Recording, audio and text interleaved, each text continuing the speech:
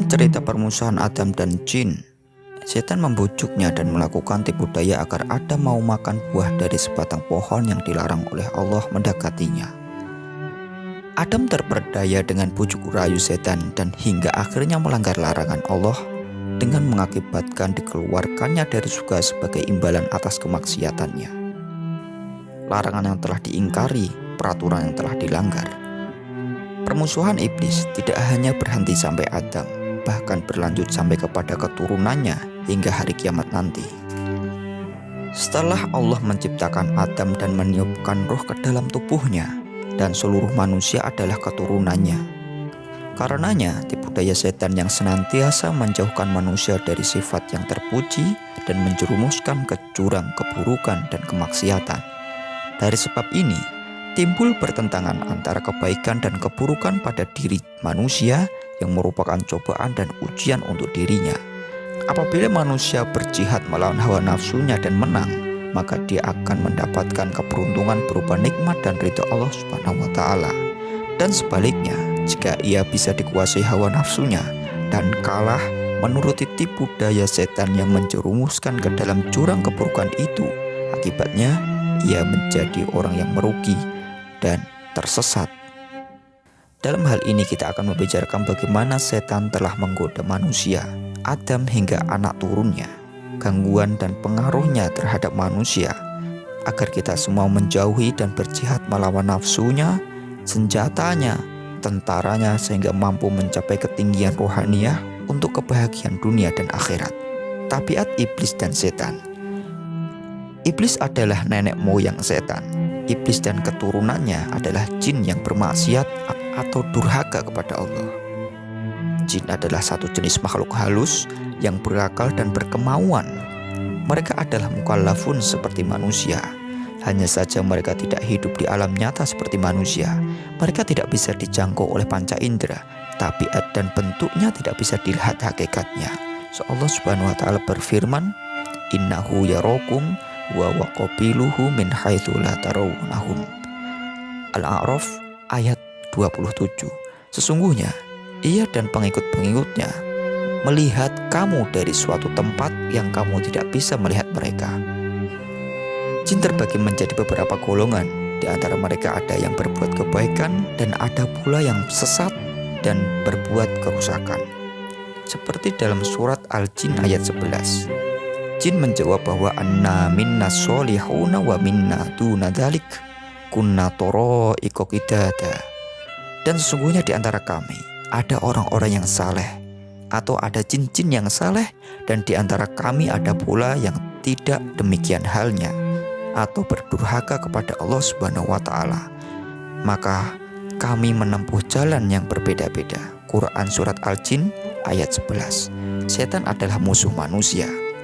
Iblis dan sekutunya yakni adalah musuh-musuh manusia yang senantiasa menanamkan ajakan-ajakan keburukan dan kebatilan ke dalam diri manusia untuk disesatkan. Allah telah membebaskan setan untuk menggoda manusia.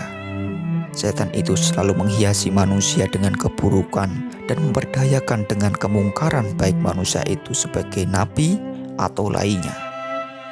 Dalam Quran surat Al-An'am ayat 112, dan demikianlah kami jadikan bagi tiap-tiap nabi itu musuh, yaitu setan-setan dari jenis manusia dan dari jenis jin. Sebagian mereka membisikkan kepada sebagian yang lain perkataan yang indah-indah untuk menipu manusia. Dalam hadis riwayat Muslim, yang berarti tak seorang pun di antara kamu yang tidak digoda oleh golongan jin yang senantiasa menyertaimu. Para sahabat bertanya, "Adapun engkau bagaimana, wahai Rasul?" Maka beliau pun menjawab, "Saya pun demikian pula. Hanya saja Allah selalu melindungiku, sehingga aku terbebas dari godaannya. Allah tidak menyuruhku kecuali yang baik-baik."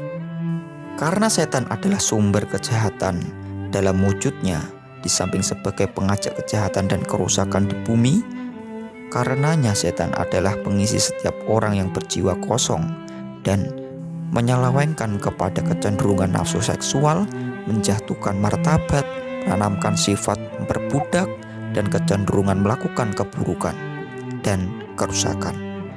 Dia jugalah yang melontarkan permusuhan dan kemarahan di antara manusia, antara seorang dengan saudaranya sendiri, antara suami dan istrinya, antara golongan umat dengan jamaahnya, antara orang yang ada di sekitarnya, dan hubungan-hubungan ikatan tali batin antar manusia. Maka setan itulah yang merusak orang-orang mukmin dengan kata-kata kotor dan kasar yang biasanya dilontarkan dengan sembrono tanpa ada filter dan hati-hati dalam pengucapan. Kemudian orang yang dikatakan akan menjawab dengan kata-kata kotor pula dan kasar, sehingga terjadilah percekcokan dan permusuhan debat di antara mereka, sehingga ada dusta di antara mereka. Dan setan itu pula lah yang membisikkan ke dalam jiwa manusia bahwa menginfakkan harta kepada orang yang menghajatkan atau yang membutuhkan adalah membuang-buang harta saja. Dengan kata lain, setan itulah yang memerintahkan kebakilan dan menghalangi mengeluarkan zakat ke jalan yang baik. Seperti halnya manusia digoda dengan keburukan, seperti minum arak, bermain judi, merupakan dua hal yang dijadikan sarana terpenting oleh setan dalam menggoda manusia, karena keduanya adalah alat maksiat, permusuhan dan perkelahian antara manusia, serta melalaikan manusia untuk berzikir kepada Tuhan yang Maha Esa. Selain itu, sifat boros juga merupakan salah satu sifat setan. Karena sifat boros itu kita sedang melakukan kufur nikmat, bukan syukur nikmat. Innal mubattirina kanu ikhwanas syayatin wa kana syaitanu li rabbihi kafura. Al-Isra ayat 27. Sesungguhnya pemborosan itu adalah saudara-saudara setan, dan setan itu sangat ingkar kepada perintah Tuhannya. Dekadensi moral yang melanda dunia dewasa ini diakibatkan oleh pakaian menyingkap aurat dan anggota tubuh wanita yang dapat menimbulkan fitnah, pamer dada, pamer susu, dan pamer lainnya. Pada dasarnya, mempergunakan pakaian yang seperti itu adalah tipu daya setan.